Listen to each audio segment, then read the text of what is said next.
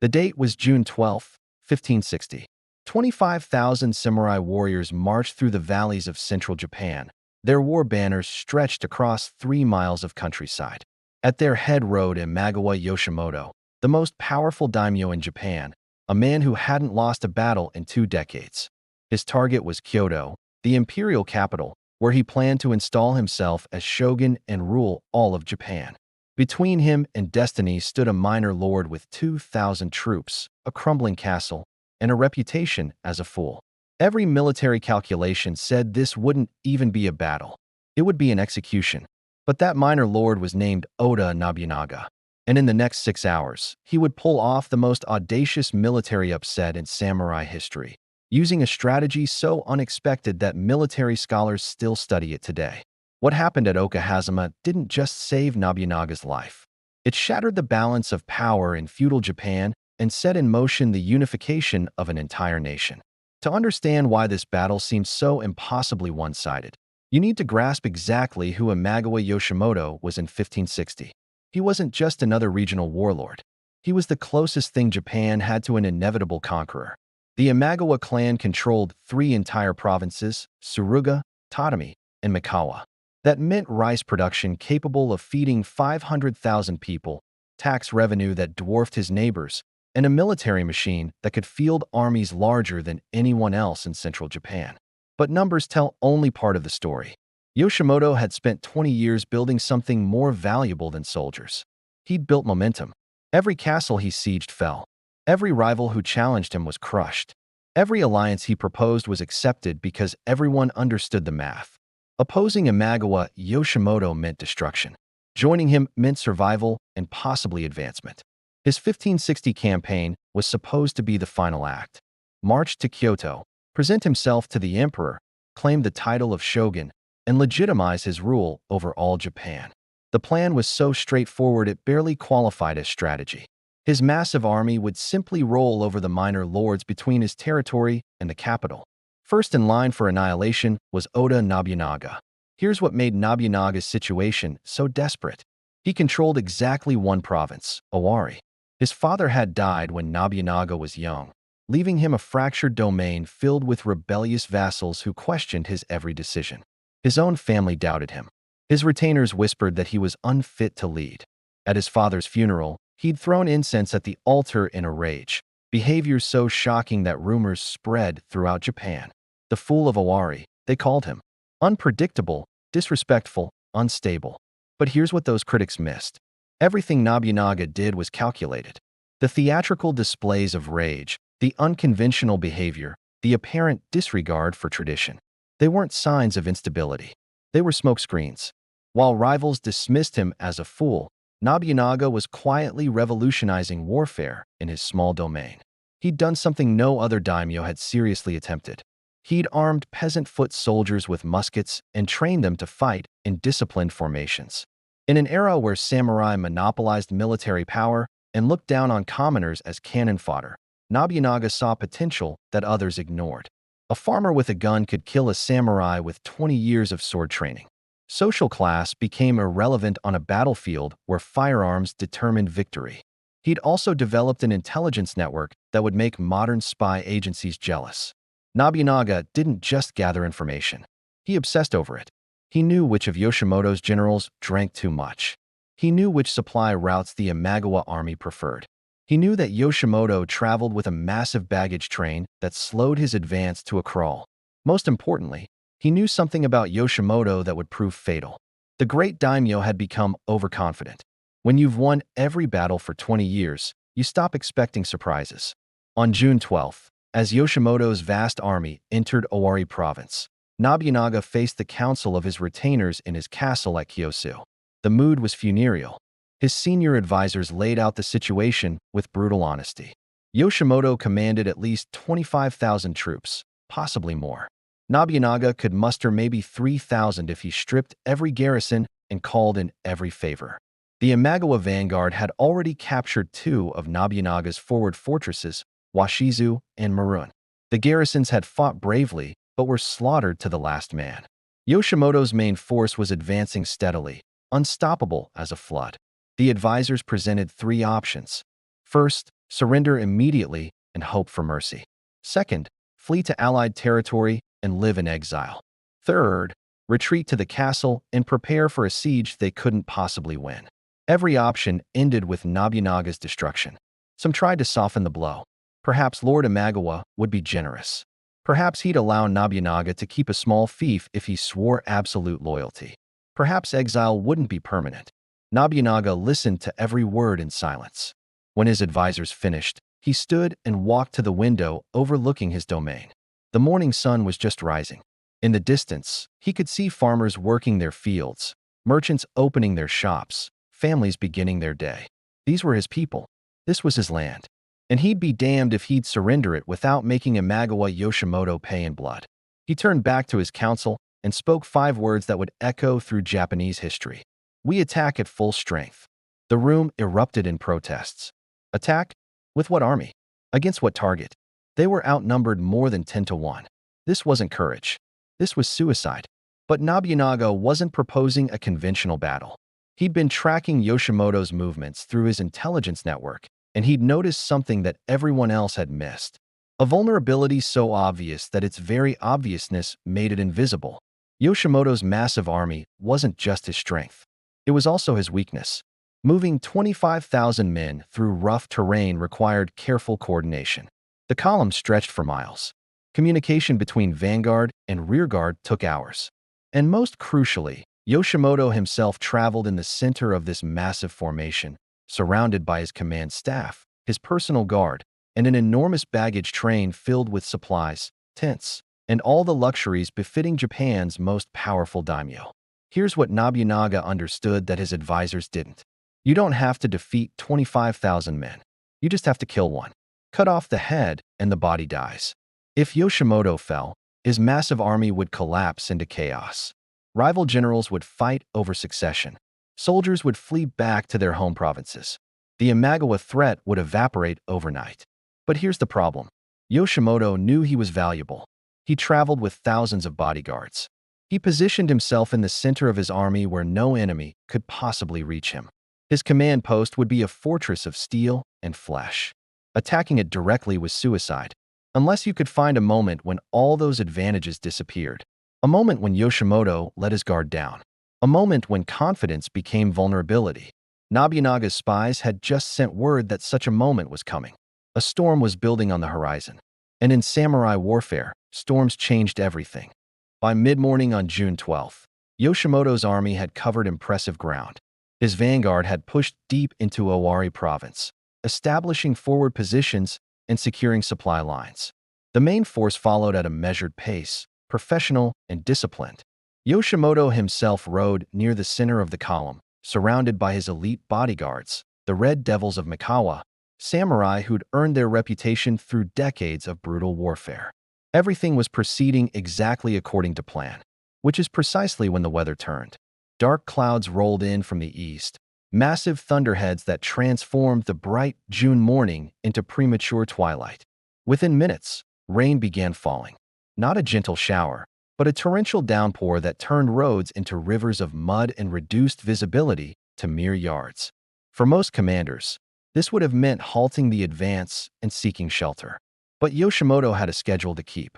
Kyoto wasn't getting any closer, and every day of delay meant more time for potential enemies to organize resistance. Besides, his army was massive enough that weather barely mattered.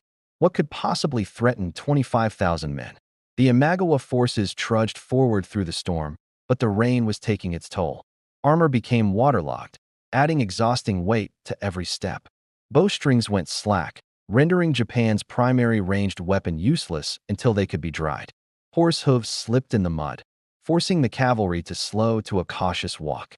The neat military formations began to loosen as soldiers struggled simply to keep moving forward. Around noon, scouts reported a potential rest stop ahead. A narrow gorge called Okehazama, surrounded by forested hills.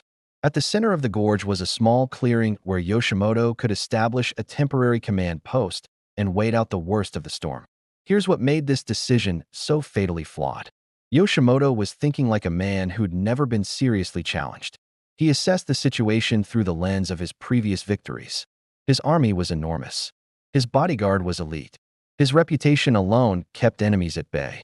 The idea that someone might attack him in the middle of a rainstorm, while surrounded by thousands of troops, probably never crossed his mind. It would be like worrying about a mouse attacking a lion. Tactically absurd.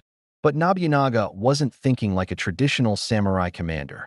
He was thinking like a predator who'd found his prey alone in the dark.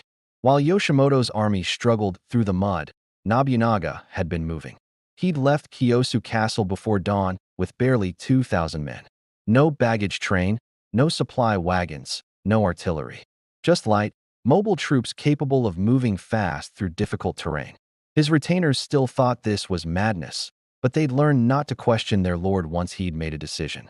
Nobunaga had divided his small force into several groups, each with specific instructions. The largest group, about 1,000 men, would follow him directly. The others would create diversions, spreading rumors of attacks on different parts of the Imagawa line. The goal was simple: make Yoshimoto believe Nobunaga's entire army was scattered across the province in desperate defensive actions. Make him feel safe. When the storm hit, Nobunaga didn't curse the weather. He thanked the gods. Rain meant Imagawa scouts couldn't see his movements. Thunder drowned out the sound of his troops moving through the forests.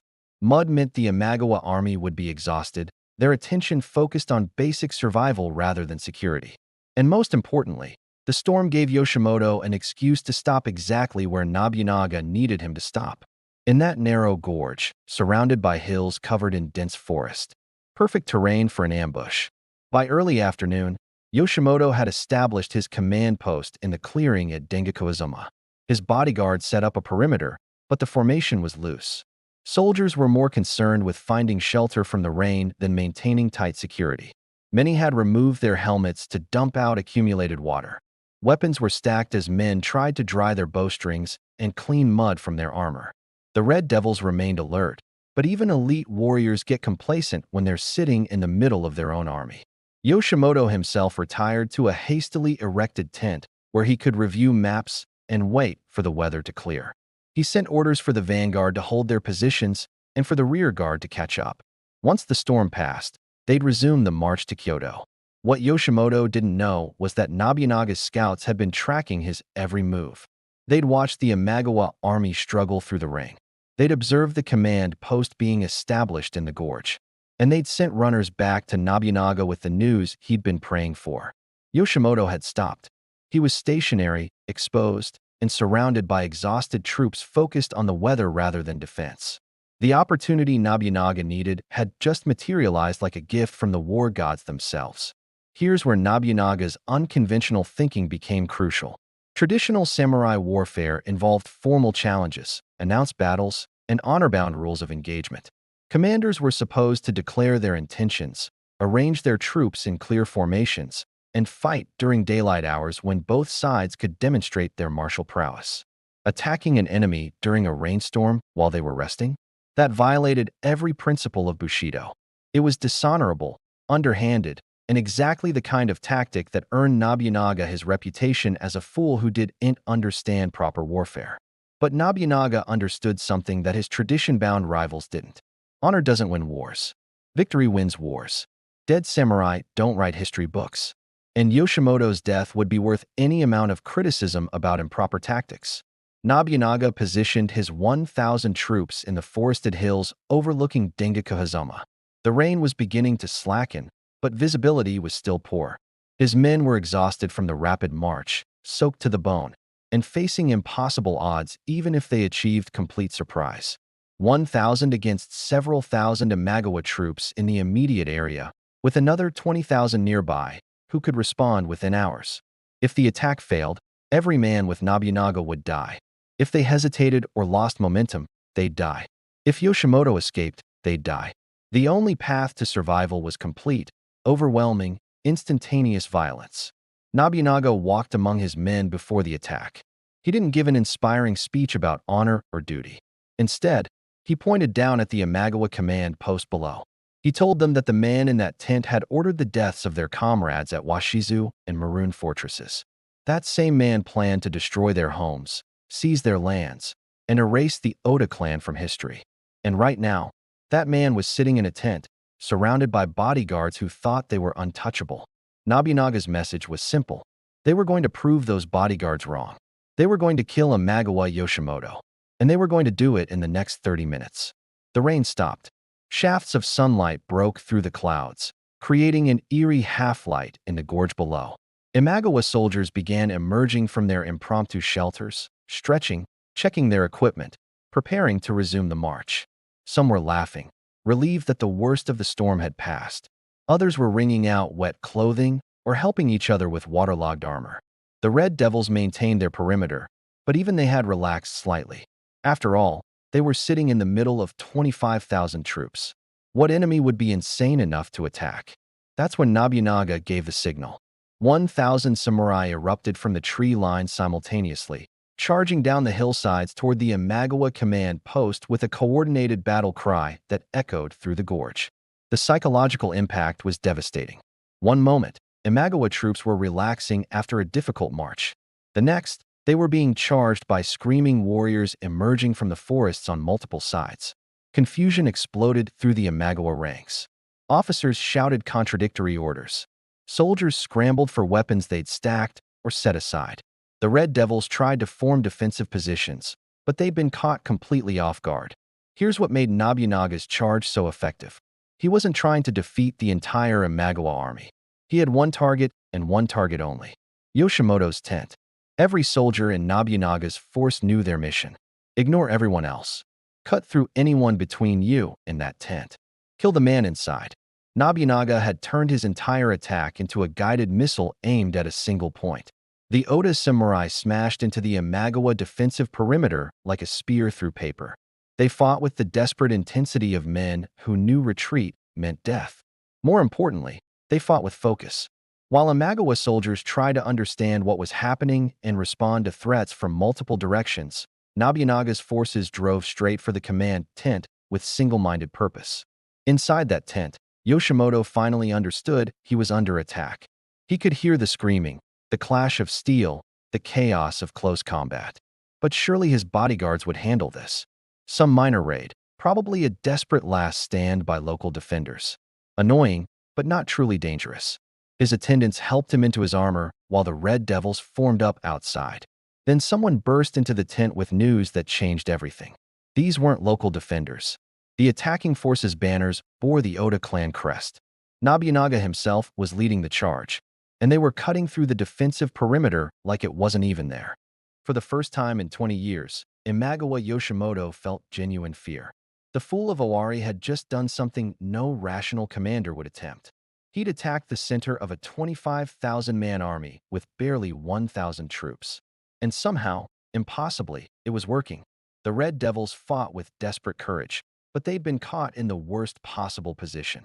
Half-armored, scattered across the clearing, unable to form the tight defensive formations that made them so lethal. Nobunaga's samurai crashed into them like a tsunami, using momentum and surprise to compensate for inferior numbers. The fighting was brutal and intimate. No time for archery or coordinated tactics. Just swords, spears, and the raw violence of men fighting for their lives. Yoshimoto's attendants rushed him out of the tent, trying to get him mounted and moving toward the rear of his army where reinforcements could protect him. But Nobunaga had anticipated this exact move. He'd positioned some of his fastest warriors specifically to cut off escape routes. As Yoshimoto emerged into the chaos, he found himself surrounded by Oda's samurai who'd broken through the inner perimeter. The great daimyo drew his sword. Despite everything, despite the fear and confusion, he was still a trained warrior who'd spent decades mastering the blade. If he was going to die here, he'd die fighting. What happened next depends on which historical account you believe. Some sources say a low-ranking Oda samurai named Mori Shinsuke struck the first blow, slashing Yoshimoto across the knee and bringing him down. Others claim it was Hattori Kohita who first engaged the daimyo in single combat.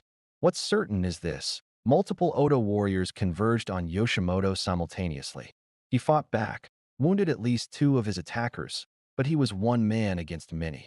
A spear thrust caught him in the side. A sword strike opened his defense. And then a final blow took his head. The most powerful daimyo in Japan had been killed by soldiers whose names would barely be remembered, in a muddy clearing, during a battle that wasn't supposed to happen. The moment Yoshimoto fell, everything changed. His personal standard toppled. The distinctive war fan he carried, his symbol of authority, was seized by Nobunaga's men. Word spread through the Imagawa ranks with terrifying speed. The commander is dead. Yoshimoto has fallen. What had been an organized military force seconds ago dissolved into chaos. The Red Devils, seeing their lord's standard down, fought even more desperately. But desperation without leadership is just suicide. They died almost to the last man, buying time for other Imagawa troops to retreat. But retreat to where?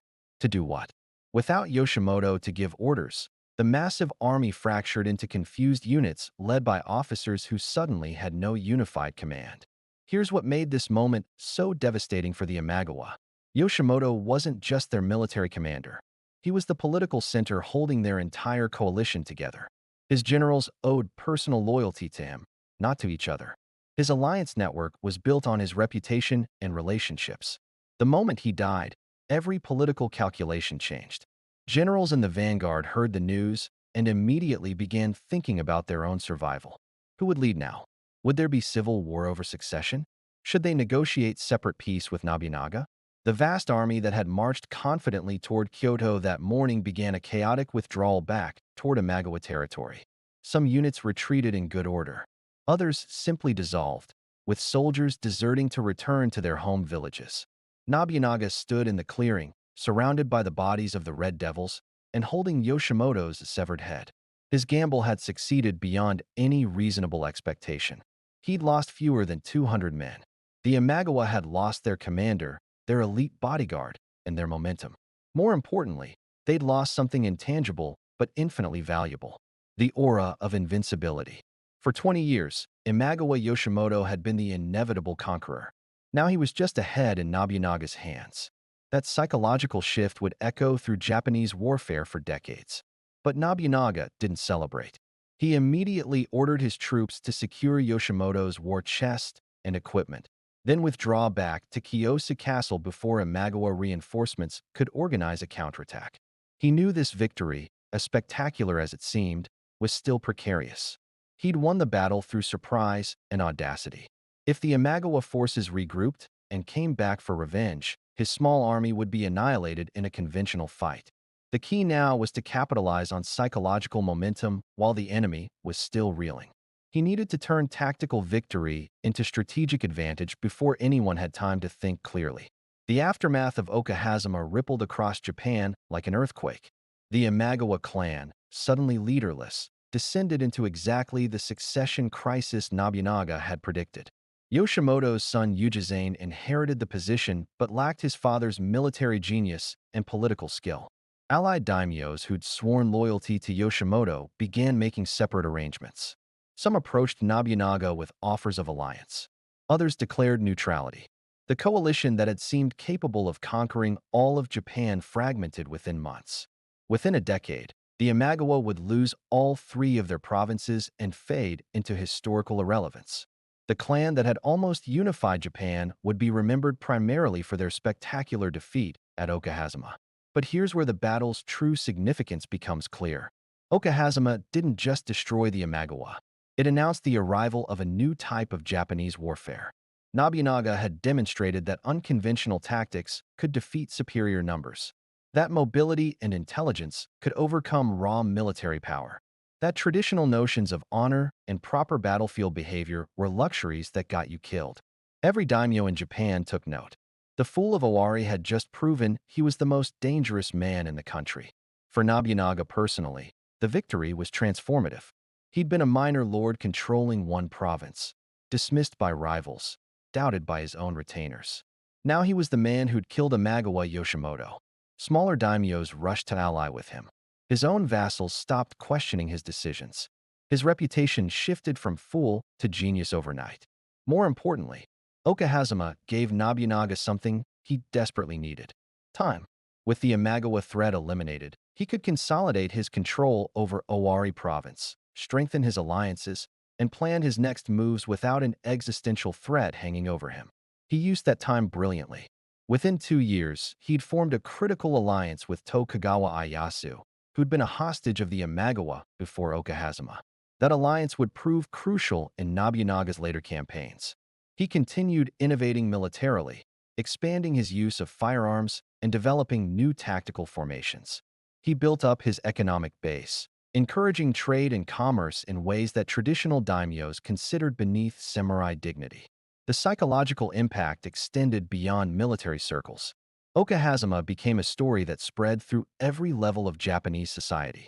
Merchants told it in marketplaces. Monks discussed it in temples. Farmers retold it around evening fires. The impossible victory. The brilliant gamble. The fool who turned out to be a genius. It became a parable about the danger of underestimating unconventional thinkers, about how reputation and size don't guarantee victory, about how one decisive moment can change everything. That cultural impact mattered because it shaped how people viewed what was possible. If Nobunaga could defeat Yoshimoto, then maybe other impossible things could be achieved too. Over the next 22 years, Nobunaga would use the foundation built at Okehazama to become the dominant force in Japanese warfare. He'd conquer rival clans, crush warrior monks who'd held power for centuries, and come tantalizingly close to unifying all of Japan under his rule. When he was assassinated in 1582 by a treacherous vassal, his successors Toyotomi Hideyoshi and Tokugawa Ieyasu would complete the unification he'd started. The Japan that emerged from that unification, the Japan that would eventually become a major world power, traces its origins directly back to that rainy afternoon in 1560. Because here's what Okehazama proved. Size doesn't determine victory. Reputation doesn't guarantee success. And sometimes the most important battles aren't won by the biggest armies or the most honored generals. They're won by commanders willing to see opportunities that others miss, to take risks that others won't, and to execute plans so audacious that no one expects them. June 12, 1560 was the day Oda Nobunaga stopped being the fool of Owari and became the architect of modern Japan. All it took was 2,000 samurai, a rainstorm, and the courage to attack when every rational calculation said retreat. Subscribe for more battles where brilliant strategy overcame impossible odds and changed the course of history.